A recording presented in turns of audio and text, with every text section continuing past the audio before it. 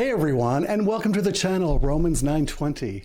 I'm Ronald, and I'm so happy that you've decided to join me here today. If you're just stopping by for the first time, my goal is to share God's word in a way that's hopefully easier for us all to understand. When God opened my eyes to his truth, it gave me a bit of a better understanding, and it sparked a deep desire to share the gospel with others who, like me, once struggled to understand scripture. Now, I'm not a pastor or a theologian, scholar, or anything like that. I'm just a guy who always wanted to understand God's word better and how it applies to our everyday lives. Like, have you ever wondered why some people seem to just get spiritual truths while others struggle? Or why sometimes it feels like your efforts to grow in faith just don't see the results that you'd hoped for? Well, Jesus is about to give us some incredible insights today into these very questions through a series of parables. Now, we've all heard that word before, right?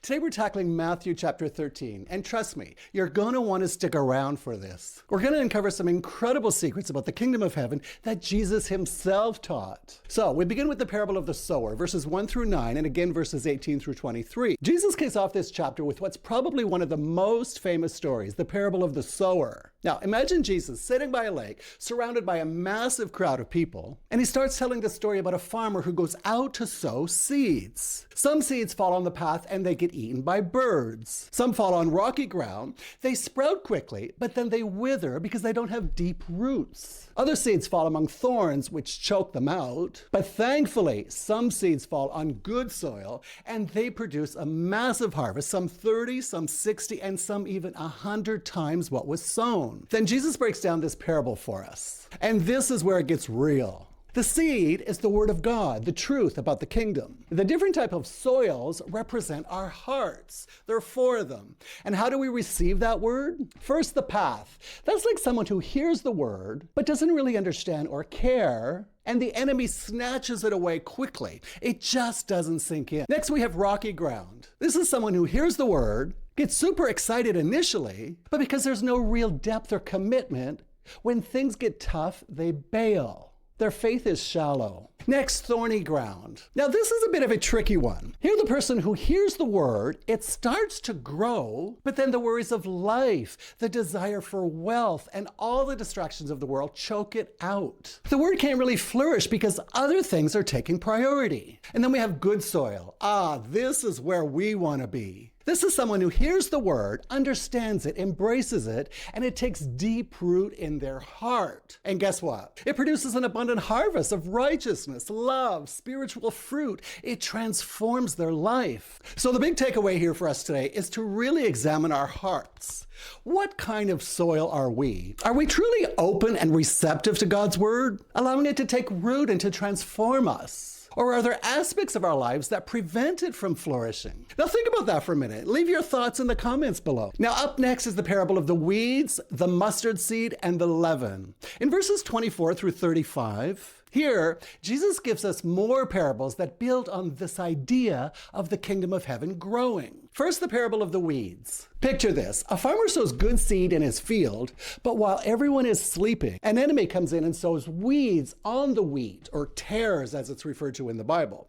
Now, when the plants grow, the servant asks if they should pull the weed, but the master says no. If you pull the weeds, you might uproot the wheat with them. So, let them both go together until harvest. Then I'll send the reapers to gather the weeds first, burn them, and then collect the wheat into my barn. This parable is huge, guys. It shows us that in this world, there will always be a mix of true believers and those who only appear to be. Now, the enemy is the devil. The good seed are the children of the kingdom, and the weeds are the children of the evil one. The harvest is the end of the age. So, what does this tell us?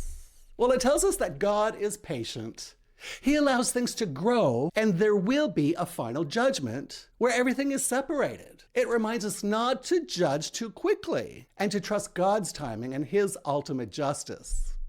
Then we get the parable of the mustard seed. Now, Jesus says the kingdom of heaven is like the mustard seed. It's the smallest of all seeds, but when it's planted, it can grow into the largest of the garden plants, even becoming a tree where birds can perch on it.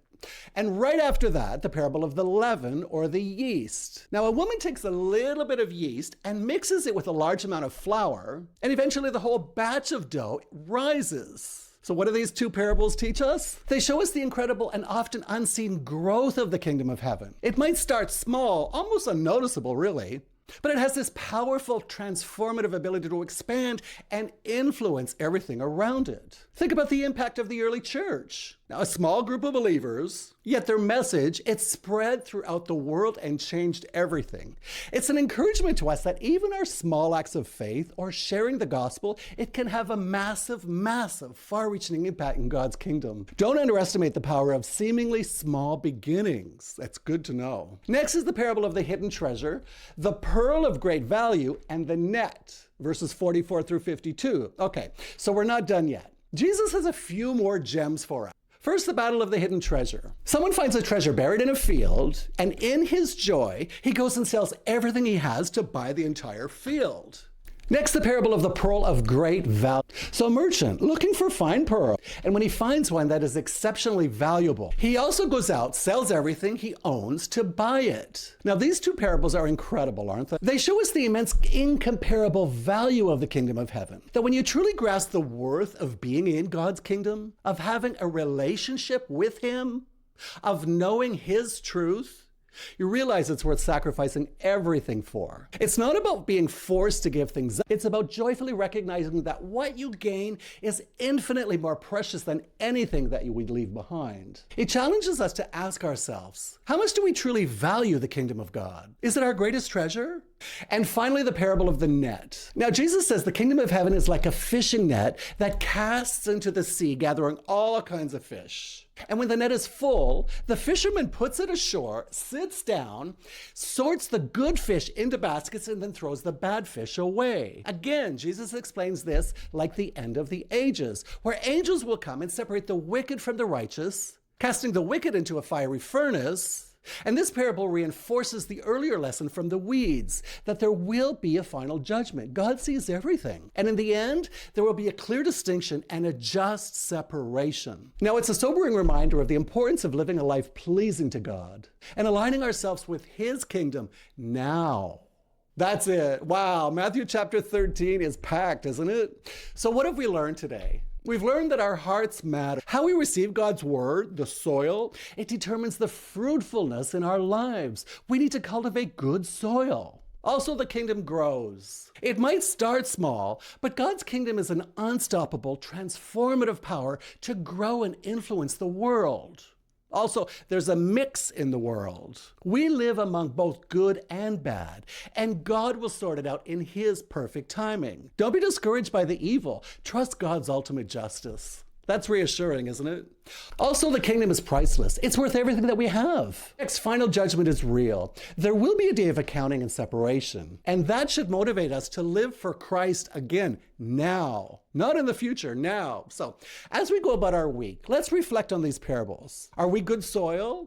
Are we actively seeking the kingdom as our greatest treasure? Are we truly allowing God's word to transform us? So those are some serious questions, aren't they? Now, I'm going to leave it here for today. Thank you so much for joining me on this breakdown of Matthew chapter 13. I pray this breakdown has blessed you and that it has given you a deeper understanding of God's word and God's heart. Don't forget to like this video, share it with someone who needs to hear it, and subscribe to the channel so you don't miss our next chapter breakdown. Until then, keep digging into God's word, and may God richly bless you. Have a great day. God bless.